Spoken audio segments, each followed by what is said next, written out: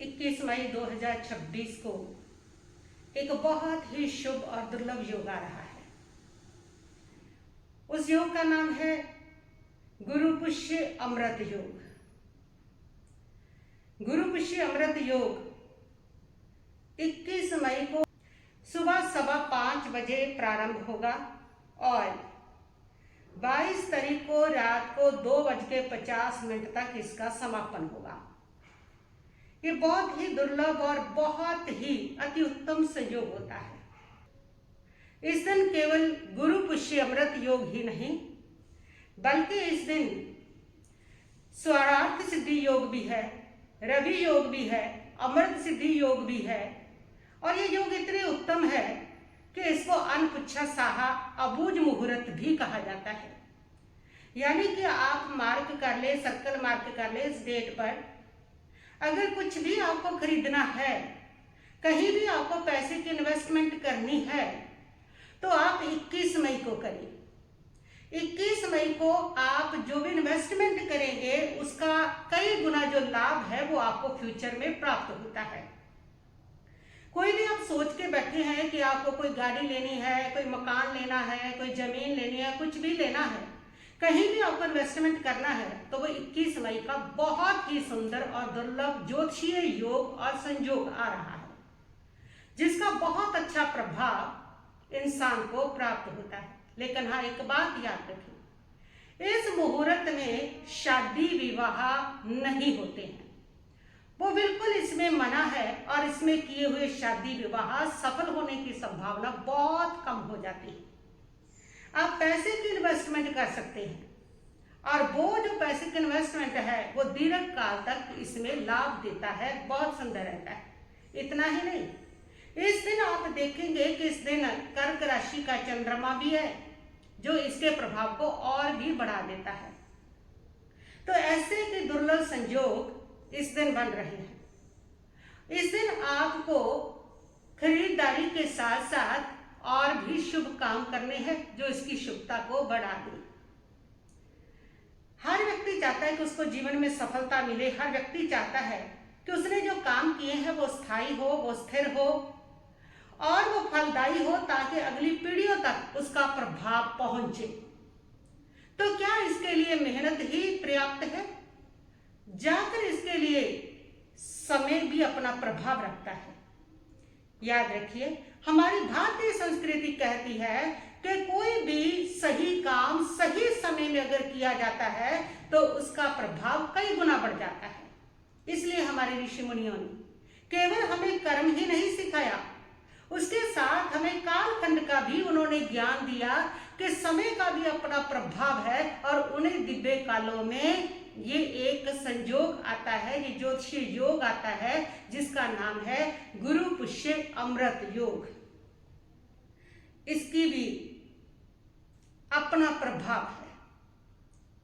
तो आज हम समझेंगे कि गुरु पुष्य योग क्या है, इसका महत्व क्या है और ये आपके जीवन में कैसे क्या बदलाव कर सकता है। देखिए, कब बनता है गुरु अमृत सिद्धि और योग? कब बनता है गुरु पुष्य अमृत योग? ये योग बनता है गुरुवार को, जब पुष्य नक्षत्र आता है, इन दोनों का संयोग बैठता है, तब गुरु पुष्य अमृत योग बैठता है। और ये बहुत ही दुर्लभ योग होता है कि पुष्य नक्षत्र भी आ जाए और गुरुवार भी आ जाए। सभी वारों में बृहस्पतिवार जो है वो बृहस्पति देवता का है, जो सभी देवताओं के गुरु हैं, राजा है, जो विवेक, बुद्धि और कृपा के कारक हैं। और नक्षत्रों में जो पुष्य नक्षत्र है वो अपने आप में किंग है, सभी के राजा है।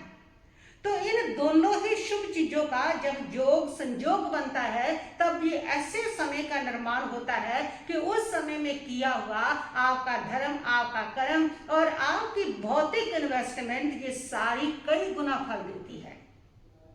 वैसे तो मैं इसके लिए ये कहूंगी कि आपको आध्यात्मिक साधना करके ही इसको कई गुना करना चाहिए, क्योंकि वो आध्यात्मिक साधना ही आपके जीवन के सुख को बढ़ाती है। लेकिन आप संसारी है, आपको भौतिकता भी तो चाहिए। तो उसके लिए मैंने ये भी साथ में बताया कि भौतिकता के लिए इस दिन आप इन्वेस्टमेंट करते हैं। आप इस दिन कोई भी अच्छी चीजें खरीद सकते हैं, पैसे की इन्वेस्टमेंट कर सकते हैं, खरीदारी कर सकते हैं। बहुत महत्वपूर्ण है समय। कहते हैं कि जो किसान है ना, तो वो किसान अगर सही समय पर बीज बोता है तो वो फलदार वृक्ष बनता है, लेकिन गलत समय पर अगर उसने बीज बो दिया तो वह वृक्ष सूख जाता है। ऐसे ही लोग मेहनत करते हैं लेकिन समय की पवित्रता का ध्यान नहीं रखते हैं। समय की अपनी ऊर्जा है, अपनी शक्ति है, अपनी ताकत है। समय भी अपना प्रभाव रखता है। इसलिए कुछ समय शुभ होते हैं, कुछ समय साधारण होते हैं और कुछ समय ऐसे होते हैं जिसमें जब आप काम करते हो तो पूरी प्रकृति आपका साथ देती है। तो ऐसे ही समय है। गुरु पुष्य अमृत सिद्धि योग, ऐसा ही समय है। इस समय किया हुआ आपकी आध्यात्मिक साधना, आपके पुण्य कर्म, आपके धर्म आपको कई गुना फल देते हैं। इस समय आपको अगर भौतिक वस्तुएं चाहिए तो उसके लिए मैंने आपको बता दिया कि आप इन्वेस्टमेंट करते हैं तो वो भी आपको काफी लाभ दे करके जाता है। ये तो बहुत ही शुभ शक्तिशाली समय है। गुरु पुष्य अमृत शब्द है। गुरु का मतलब दो शब्द है इसमें, ग और रू। गु का मतलब अंधकार, रू का मतलब है प्रकाश। जो अंधकार से प्रकाश की ओर लेके जाता है वह गुरु है। और जीवन में सारे दुख अगर है तो वो अंधकार के कारण है। जहां जीवन अंधकार से प्रकाश की ओर बढ़ेगा तो जीवन में सारे दुख समाप्त होने लगेंगे और जीवन में सुख ही सुख होगा। दुख सारा अंधकार का है।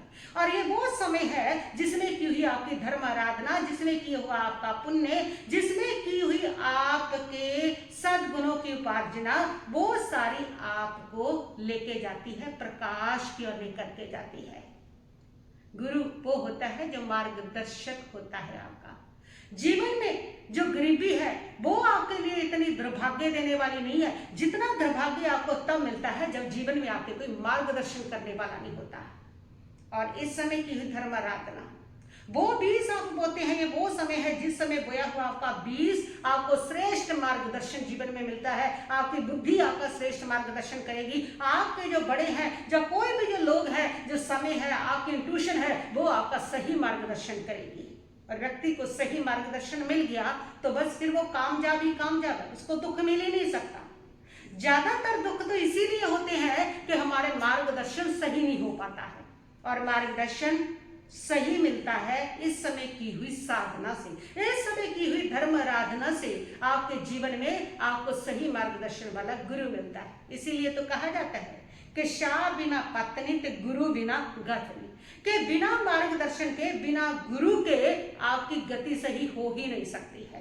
तो आपके जीवन में आपके माता पिता, आपके गुरुजन, आपको कोई भी अच्छी शिक्षा देने वाले, वो मार्गदर्शन देने वाले, वो सब आपके गुरु हैं। तो आज के दिन आप यदि चाहते हैं कि हमें ऐसे बीज बोए कि हमारे जीवन में मार्गदर्शन वाला हमें मिलता रहे, हमारी बुद्धि मार्गदर्शन करे, हमारी आत्मा मार्गदर्शन करे, हमें जितने भी निमित्त मिले वो सारे हमारा मार्गदर्शन करे, ऐसे अंधकार से प्रकाश की ओर आप बढ़े, ऐसे बीज बोए अगर आप चाहते हैं तो आप उसके लिए आज अपने गुरु की भक्ति कीजिए। माता पिता वो सब आपके गुरु हैं, उनके प्रति धन्यवाद, उनके प्रति कृतज्ञता व्यक्त कीजिए। और जब जब उनकी निंदा की, उनकी साधना की, उसके लिए आप क्षमा याचना कीजिए। तभी आप वो बीज बो पाएंगे कि आप अपने जीवन में वो बीज आ जाए कि आप प्रकाश की ओर बढ़े, अंधकार से निकल सके और प्रकाश में आप यात्रा कर सके। वो तभी संभव हो पाएगा। गुरु के बाद आता है पुष्य।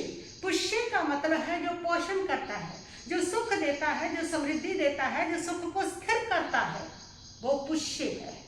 स्थिर कर देना। और यही है कि धन कमाते हो लेकिन वो टिकता नहीं है, रिश्ते बनाते हो लेकिन वो टिकते नहीं है, आप उपाय करते हो लेकिन फिर भी शांति टिकती नहीं है। जो टिका दे वो पुष्य है, जो आपको स्थिर कर दे।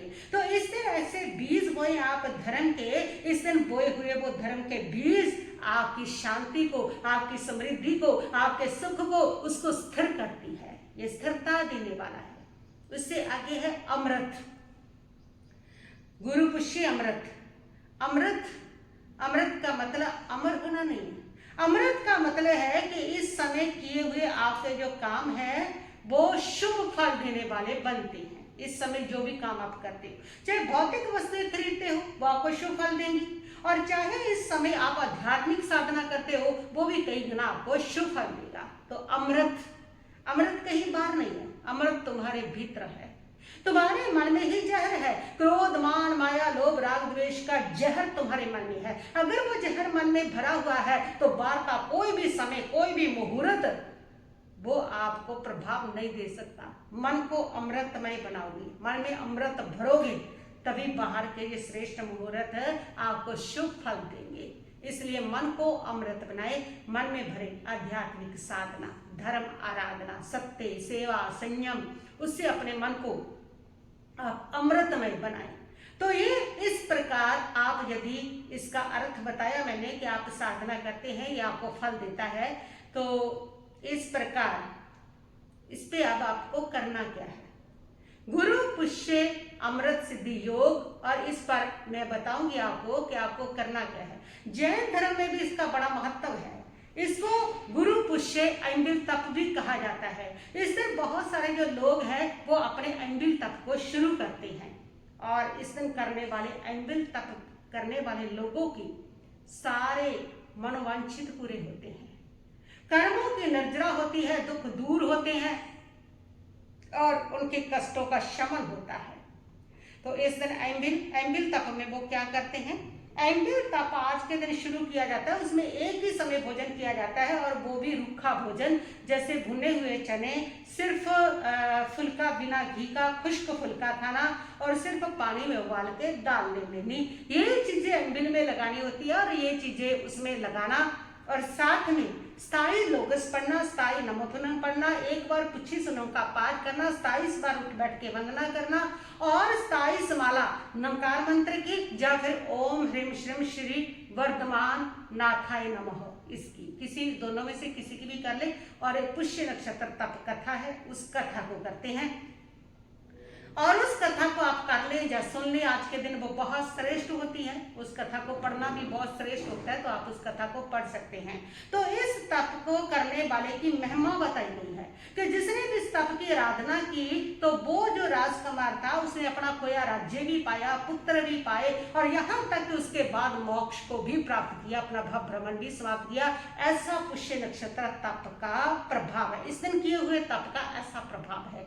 आपसे अंबिल नहीं होता, आप एकासना कर ले, कुछ भी कर ले, लेकिन ये जिस दिन पुष्य नक्षत्र को गुरुवार आता है या रविवार आता है तब ही ये तप शुरू होता है, और ये हर 27 दिन के बाद करना होता है। ऐसे 27 महीने चलता है, और 27 महीने के बाद 27 माला, 27 आसन, 27 मुखवस्त्रिका, और 27 ही उसके साथ धार्मिक बुक्स ये दान दे करके और धर्मी को भोजन करा करके इस व्रत को संपूर्ण किया जाता है।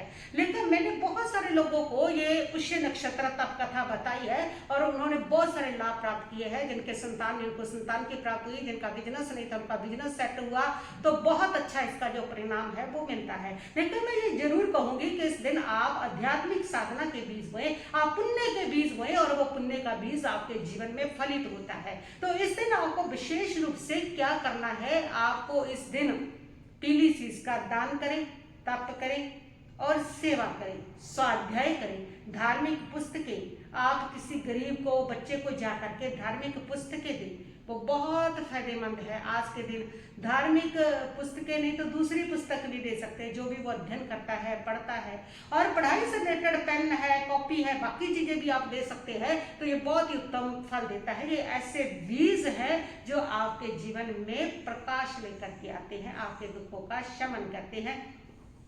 तो आज का ये पुष्य नक्षत्र तप कथा बहुत श्रेष्ठ है।